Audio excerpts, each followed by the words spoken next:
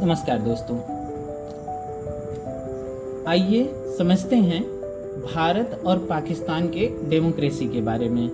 भारत की डेमोक्रेसी और पाकिस्तान की डेमोक्रेसी के बारे में एक कंपैरिजन करते हैं और हम जानते हैं कि भारत की डेमोक्रेसी और पाकिस्तान जो पैरेलल एक दूसरे के साथ एक कंट्री साझा करते थे, एक समय में दोनों एक ही कंट्री हुआ करते थे।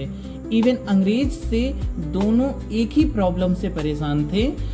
वो दोनों राज्य जो बाद में सन 1947 15 अगस्त सन 1947 को आज़ाद होते हैं और अलग अलग दो देश बन जाते हैं। दोनों में दो देश आपस में कैसे डेमोक्रेसी को आगे प्रिपेयर करते हैं, दोनों में डेमोक्रेसी कैसी है।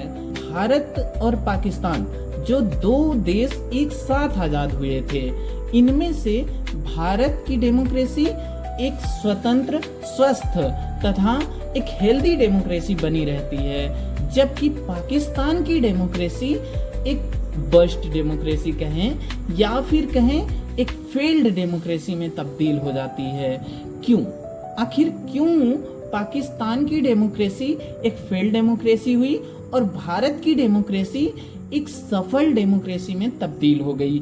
आज आजादी के 78 साल बाद करना आवश्यक हो गया है कि क्या क्या वो कारण रहे हैं, मेजर कारण रहे हैं, जिसके कारण भारत और पाकिस्तान दो साथ में आजाद हुए देशों में भारत की डेमोक्रेसी एक सक्सेसफुल, स्वस्थ डेमोक्रेसी बनी रही, जबकि पाकिस्तान की डेमोक्रेसी एक फेल्ड डेमोक्रेसी में चेंज हो गए। दोनों देश एक सेपरेट मेजॉरिटी के देश थे, जिसमें एक सेपरेट धर्म का मेजॉरिटी रूल करता था और दोनों देश अपने अपने आप को डेमोक्रेटिक कंट्री होना स्वीकार किए थे।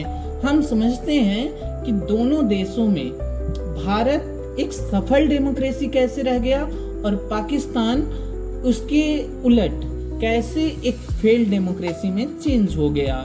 देखते हैं कि आखिर पाकिस्तान के वो क्या मेजर कारण रहे होंगे कि वो एक फेल्ड डेमोक्रेसी में तब्दील हो गया। मेजर रीजन कारण हैं।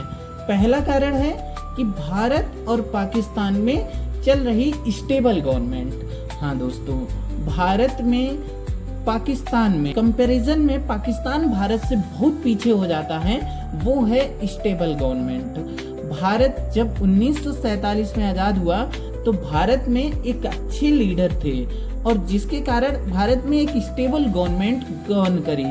हम लोगों के तो खून में ही डेमोक्रेसी है, ये हम कह सकते हैं, और हमारे खून में है भी, डेमोक्रेसी ही है हमारे खून में, जिसके कारण हम लोग डेमोक्रेसी को एक स्वस्थ डेमोक्रेसी की तरफ ले जा सके हैं।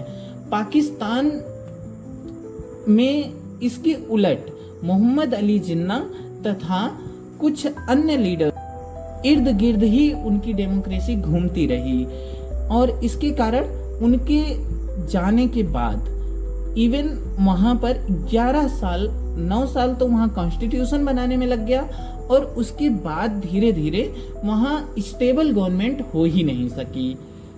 दूसरा मेजर रीजन, भारत और पाकिस्तान के कॉन्स्टिट्यूशन।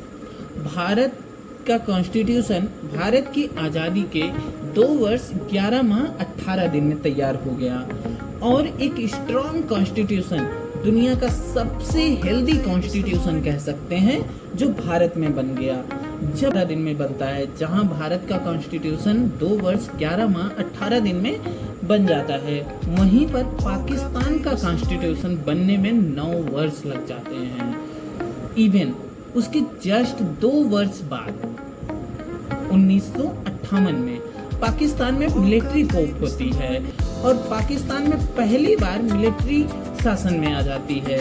इस प्रकार पाकिस्तान का जो पहला कॉन्स्टिट्यूशन होता है वो फेल हो जाता है और भारत का कॉन्स्टिट्यूशन अभी भी वही कॉन्स्टिट्यूशन प्रेयर में है। आज भी वही कॉन्स्टिट्यूशन भारत के सभी नागरिकों में लागू है, जबकि पाकिस्तान में 3 बार कॉन्स्टिट्यूशन बदल चुके हैं। तीसरा मेजर कारण, पाकिस्तान की स्टेबल गवर्नमेंट और भारत की स्टेबल गवर्नमेंट। भारत में प्रत्येक पंचवर्षीय योजना में जो सरकारें भारत में बनी वो प्रत्येक बार 5 वर्ष पूरा करने में सफल रही। कुछ इमरजेंसी के दौर 1972 से 77, 1975 से 77 तथा 1996, 98, 90 से 98, 2000 के बीच के समय को छोड़ दीजिए तो भारत में ज़्यादातर स्टेबल गवर्नमेंट रही। जबकि पाकिस्तान में 78 साल, पाकिस्तान की आज़ादी के 78 साल बाद भी आज तक कोई भी सरकारें अपना 5 वर्ष पूरा नहीं कर पाई। चौथा मेजर कारण, root of democracy. Root of democracy, किस प्रकार से डेमोक्रेसी को अपनाया गया। भारत की डेमोक्रेसी जो बनती है वो एक सेक्युलर डेमोक्रेसी बनती है, जिसमें हिंदू मेजॉरिटी होने के बाद भी सभी धर्म के लोग आपस में सौहार्दपूर्ण रह सकते हैं। जबकि पाकिस्तान उसके उलट अपना डेमोक्रेसी इस्लामिक डेमोक्रेसी अपनाता है। किसी भी देश में यदि धर्म श्रेष्ठ होता है तो वह देश एकदम से गर्त में जाता है। ये पाकिस्तान इसका जीता जागता उदाहरण है। पांचवा कारण है शक्तियों का बंटवारा। भारत में और पाकिस्तान में शक्तियों के बंटवारे में पाकिस्तान हमसे बहुत पीछे रह गया। भारत में शक्तियों में न्यायपालिका, व्यवस्थापिका तथा कार्यपालिका तीनों पैरेलल, कोई भी एक दूसरे पर डोमिनेट करने के लिए नहीं बनाए गए हैं।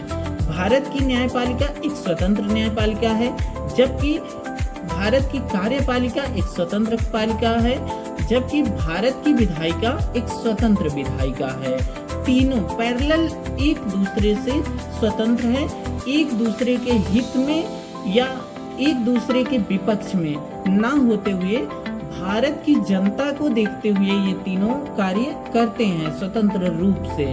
जबकि पाकिस्तान में इसके उलट है। पाकिस्तान में ज्यादातर तो मिलिट्री रोल रहा है। पाकिस्तान में न्यायपालिका भी जो है वो व्यवस्थापिका तथा विधायिका के ही अंडर में समझ लो आते हैं। न्यायपालिका स्वतंत्र न्यायपालिका के रूप में कार्य नहीं करती है। दूसरी बात, मिलिट्री हर बार वहाँ की विधायिका पर जो है वो इन्वेड करती है। पाकिस्तान की विधायिका पर इन्वेड करने के कारण पाकिस्तान की डेमोक्रेसी को ये बस्ट कर देती है।